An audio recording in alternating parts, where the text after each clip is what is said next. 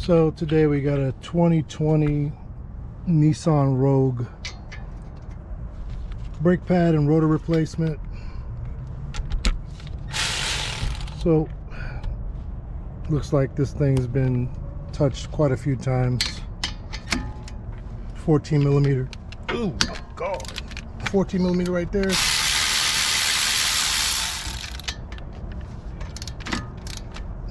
These bolts down here are going to be 17, I believe. Let me double check. Nope, 19 millimeter to get the caliper mount off. And then once the caliper mount is off, I gotta replace all the hardware and springs. And there's always going to be a debate about, depending on where you buy your brake pads from, they don't come with the hardware. You can reuse your hardware, but I'm going to replace the hardware. So here's the before, and I'll take steps after. 14 millimeter, 19 millimeter. Take the torque member off, take out your slide pins, lube them up, check your mount for any rust or corrosion, scrape that off with a wire brush, and then put it all back together. Now squeeze the caliper back in. I'll show you myself doing that. So in this step here, I got the caliper mount off. There's no rust, it's pretty clean. Here's your clips. Take a mental picture of it, because if you receive your package of these clips, you'll see that they're not assembled. So if you take a look at this, top and bottom, they go this particular way. So take a picture or screenshot it, whatever you need to do. Then I'm gonna clean up the surface right there, make it look all snazzy, and put some NICs on there, make it look happy, and then put it all back together. And then I rest my caliper right here so the hose isn't hanging, for all of you that have a wild hair up your whatevers. Anyway, and I'll show you squeezing this caliper back into position. So here we are, clips are in position, and take note, clips are specific. They the upper ones have these fingers on the side right here, and the lower ones have these particular fingers on the side. So this is the lower clip and the other one is the upper clip. You'll see it. So right now the rotor's on, the hardware's been tightened. You can look up your own torque specs. I don't do torque specs because everybody wants to argue about everything. So I guess welcome to the world of YouTube. Everybody's a professional. Anyway, next thing, I'm going to lubricate my brake pad surfaces and slide the pads into position. Now this pad here goes downward on the inside. So the right one is this one. Clip should go down, sit right there in that spring, and on the upper, and slide right in. Get in there. So as you can see, with the spring tension on the pad, this is your spring retainer that pushes the pad away from the rotor. So you'll have a little bit of a gap like so. Then you take this pad after you put lube on it. God damn it. Just a little bit. Well, just a dab.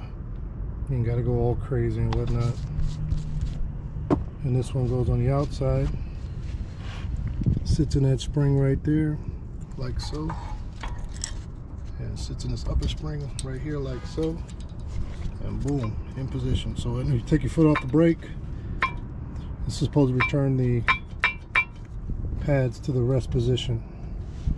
God forbid that your caliper's stuck, but you know. Be right back.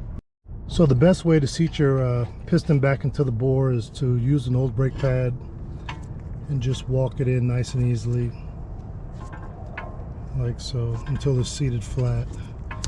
Check around the seal for any leaks. Don't start picking at it, you might make a leak. And just push it down until it stops, back it off, take the tool out, and boom, calipers pressed back in. So now I'm going to put everything back together after I lubricate these pins. These pins come out like so. They're nasty, so they need to be juiced.